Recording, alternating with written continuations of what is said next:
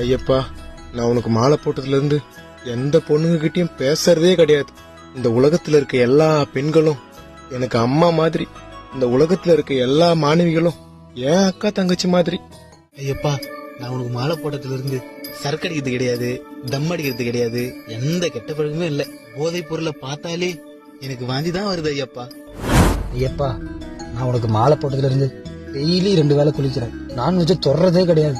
உங்க கோயில்ல தான் தூங்குறேன். சுத்த பத்தமா இருக்கேன் ஐயப்பா. ஐயப்பா, இனிமே என் வாயிலிருந்து பொய், பித்தலாட்டம், இன்னொருத்தவங்களை ஏமாத்துறது அதெல்லாம் இருக்கவே இருக்காது. ஏன்னா நான் உனக்கு மாலை போட்டிருக்கேன். ஓம் சுவாமியே சரணமையப்பா. ஓம் சுவாமியே சரணமையா. சுவாமியே சரணம் ஐயப்பா. ஓம் சாமியே சரணம் ஐயப்பா.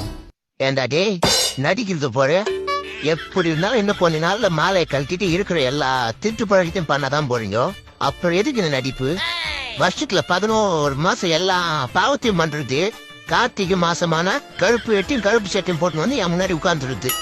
நல்லவனுங்க மாதிரி. உங்களை பத்தி எல்லாம் எனக்கு தெரியாதுன்னு நினைச்சுக்கிறீங்களா? மொத்தத்தையும் பார்த்துதாங்கிறேன். உங்க கதையே வேணா, கிளம்புங்க.